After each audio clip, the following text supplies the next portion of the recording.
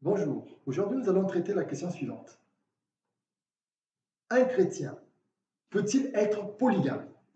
C'est-à-dire, peut-il avoir plusieurs femmes?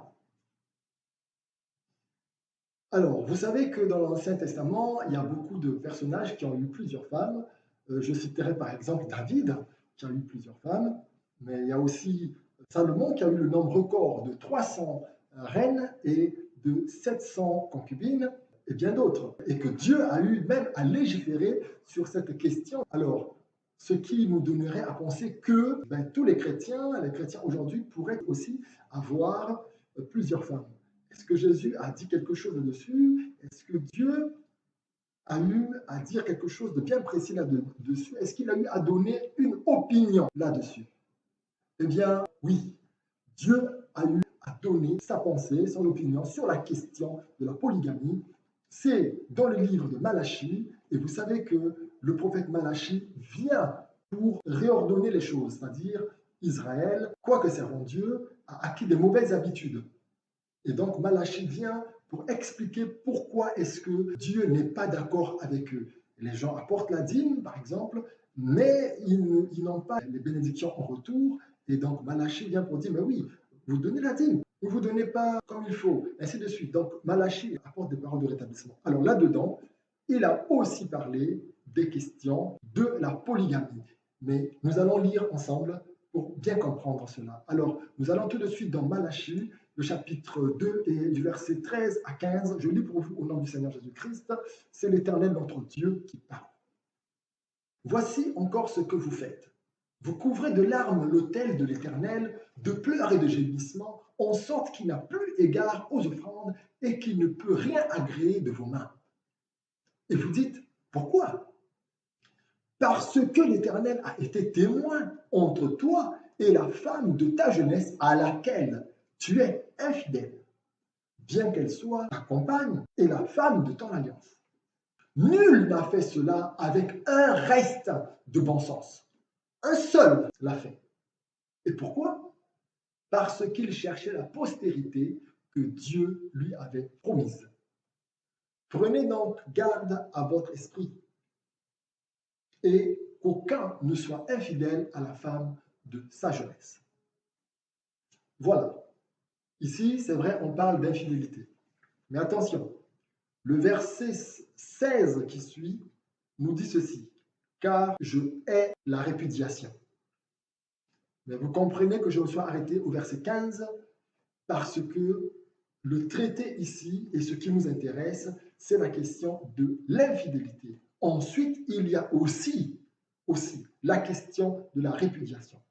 Nous allons nous arrêter sur la question de l'infidélité. Alors, vous allez me dire, mais quel est le rapport entre l'infidélité, tout ce qu'on vient de lire, et la polygamie? Eh bien, c'est simple.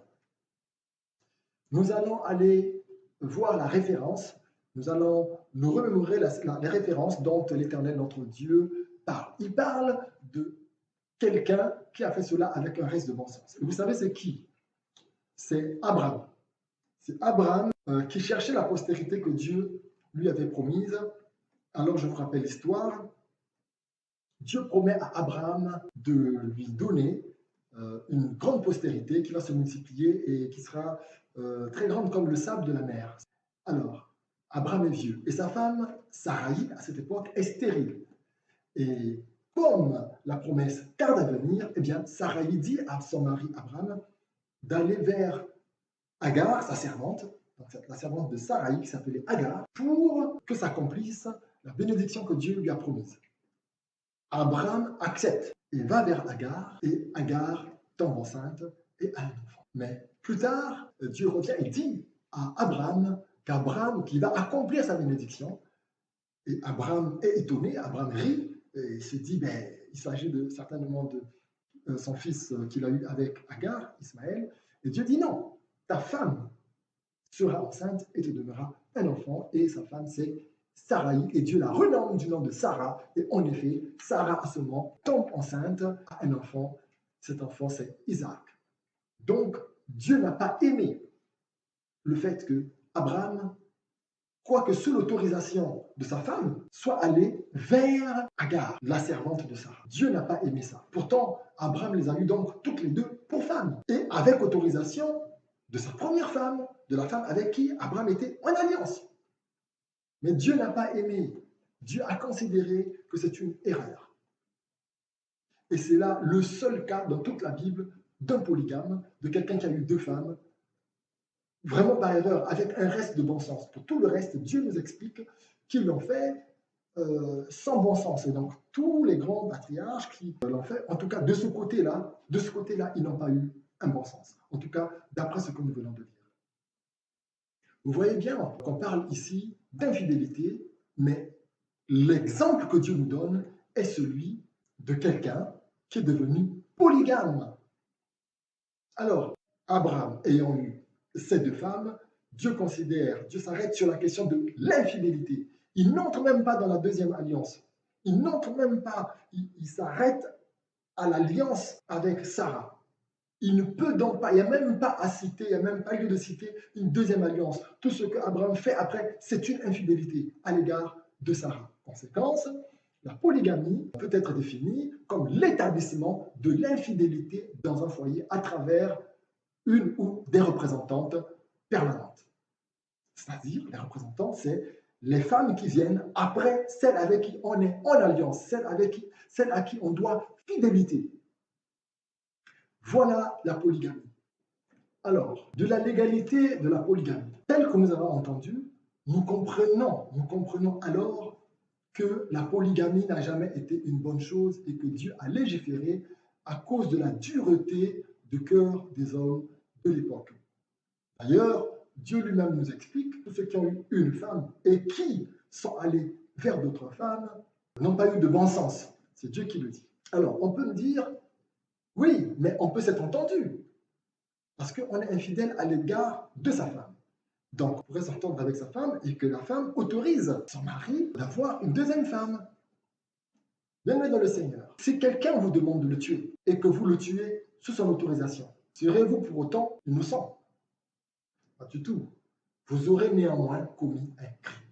De même que si votre épouse vous permet de prendre une deuxième femme et que vous le faites, vous serez néanmoins devant Dieu coupable d'infidélité. Par ailleurs, si vous épousez une deuxième femme, comment ferez-vous pour aller vers elle? Puisque au jour même où vous la connaîtrez sexuellement, vous viendrez là de consommer l'infidélité devant Dieu. Donc, ce n'est pas possible. L'alliance du mariage est une alliance fermée.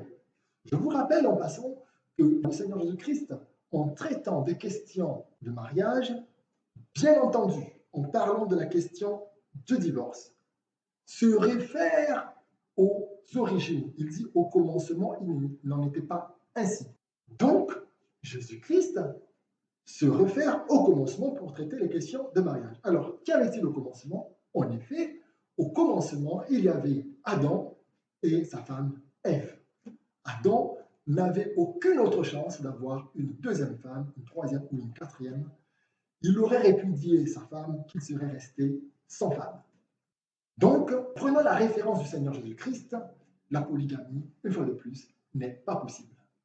Toujours voulant légitimer la polygamie, certains nous disent que la nature nous enseignerait à être polygame, en ce sens que la nature démontrerait que pour un homme, il faut plusieurs femmes. Bien-aimés dans le Seigneur, là encore, il s'agit d'une erreur voulue par les défenseurs de la question de la polygamie. Jugez-en vous-même. La nature a été rendue pécheresse par nous. Aujourd'hui, elle est donc mauvais professeur, mauvais conseiller. Regardez de par vous-même.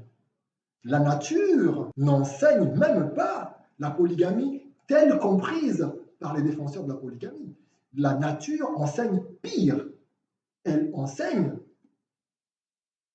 l'impudicité. La nature est impudique. Voilà pour ceux qui parlent de la nature. Cependant, la nature, selon Dieu, elle, celle-là, enseigne la monogamie. Au commencement, Dieu les fit mâle et femelle. Vous me direz, oui, c'était le commencement, après ils se sont multipliés. Oui, après les animaux se sont multipliés. Mais qu'est-ce qui se passe lors du déluge?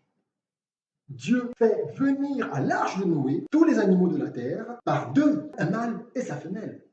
Il est écrit que pour les animaux purs, Dieu fait venir 7 couples. 7. Il aurait pu prendre 2 mâles, 5 femelles, ou peut-être 3 mâles et 4 femelles. Non, c'est pas ce que Dieu fait. Dieu prône la monogamie. Il faut beaucoup d'animaux purs. Il les prend, un mâle et une femelle, fois 7. Donc, selon Dieu, même la nature est monogame. Alors, quelles sont généralement les causes de la polygamie? Bien sûr, il y en a plusieurs. Il peut avoir des causes politiques. Vous voyez bien qu'il s'agit là de la gloire des hommes. Il y a aussi des causes familiales. Il s'agit une fois de plus de la gloire des hommes. Il s'agit de satisfaire des hommes. Si vous allez prendre une deuxième épouse parce que votre épouse est stérile, et là, une fois de plus, il s'agit de votre gloire. Ça peut être aussi parce que vos envies sexuelles sont débordantes. Là, une fois de plus, où est la gloire de Dieu? Lorsque ces envies sexuelles sont débordantes, eh bien, on est impudique dans l'esprit. On traîne le démon de l'impudicité. Le polygame, à ce moment-là, cherche un moyen légal, chrétien, biblique, pour adopter son démon et le nourrir. Mais il ne cherche pas à s'en débarrasser. Là aussi, c'est la gloire de l'homme, une fois de plus, et même des démons. Voilà pour les causes de la polygamie. Mais il y a autre chose. Dans toute la Bible, on ne recense aucun cas de polygamie réussi. Le père des polygames, c'est Lémec, qui est également le père de ceux qui versent le sang pour en tirer profit. Probablement, Lémec a eu un problème de sécurité. Il a réfléchi charnellement et a pensé que si Caïn a été protégé par Dieu alors qu'il avait tué son frère, eh bien que lui aussi, s'il tue 2 personnes, eh bien il sera protégé par Dieu, non plus 7 fois, mais 77 fois. Il a pensé comme ça et il a versé le sang. Vous voyez qu'il s'agit là bien d'un problème de bon sens. Les conséquences de la polygamie. D'abord, d'après ce que nous venons de lire, d'après le texte initial que nous avons lu dans Malachie, le chapitre 2 du verset 13 à 15, le verset 13 nous dit ceci. Voici encore ce que vous faites. Vous couvrez de larmes l'autel de l'Éternel, de pleurs et de gémissements, en sorte qu'il n'a plus égard aux offrandes et qu'il ne peut rien agréer de vos mains. Verset 14. Et vous dites pourquoi?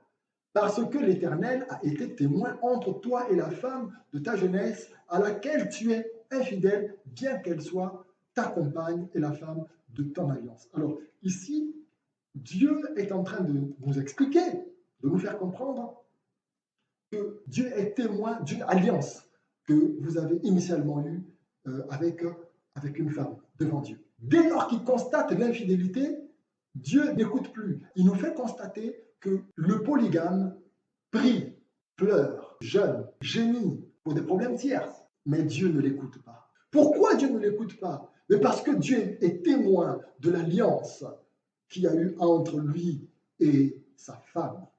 Il est témoin de ça. Et il est témoin qu'il est infidèle. Et c'est même établi chez lui, il y a une pancarte infidèle. Il y a des représentantes de l'infidélité là-bas. Parfois même qu'on a amené dans l'église. L'Éternel, notre Dieu, est riche en fidélité. Il est fidèle. Donc, lorsque nous nous engageons au mariage, nous nous engageons à la fidélité. Cet homme qui doit fidélité à sa femme est infidèle et va demander à fidèle de lui être fidèle alors qu'il a rejeté fidèle. Vous voyez, la réaction de Dieu se comprend de cette façon. Il est, lui, fidèle. Et le polygame a rejeté Dieu. Et paradoxalement, il demande à Dieu de l'écouter, de lui être fidèle. Ce n'est pas possible. Donc, la polygamie, entendant par là l'état d'infidélité dans le foyer, ne permet pas d'être entendu, d'être écouté par Dieu. On va dire ceci, ça affaiblit considérablement notre audience envers Dieu. Voici la conséquence de l'infidélité, donc de la polygamie.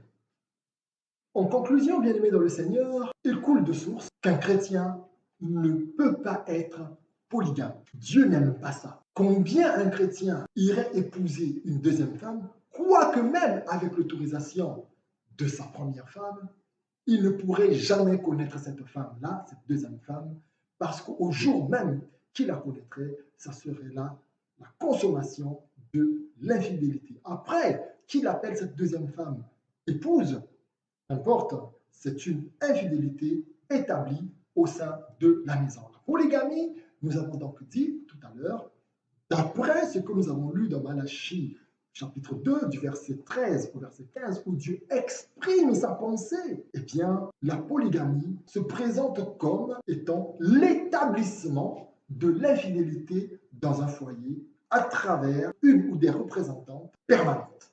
Attendu que l'alliance est faite avec la femme qu'on a aimée, la femme qu'on a voulu, la femme de son alliance, et que celles qui viennent après sont représentantes de l'infidélité au sein du foyer, non pas d'après moi, d'après ce que Dieu nous explique dans le livre de Malachie, en nous donnant la référence d'Abraham. Un chrétien ne peut donc pas être polygame. Bien-aimés dans le Seigneur, soyez bénis. J'espère que cette vidéo vous aura rendu de grands services. À nous revoir très bientôt pour une nouvelle vidéo. Au revoir.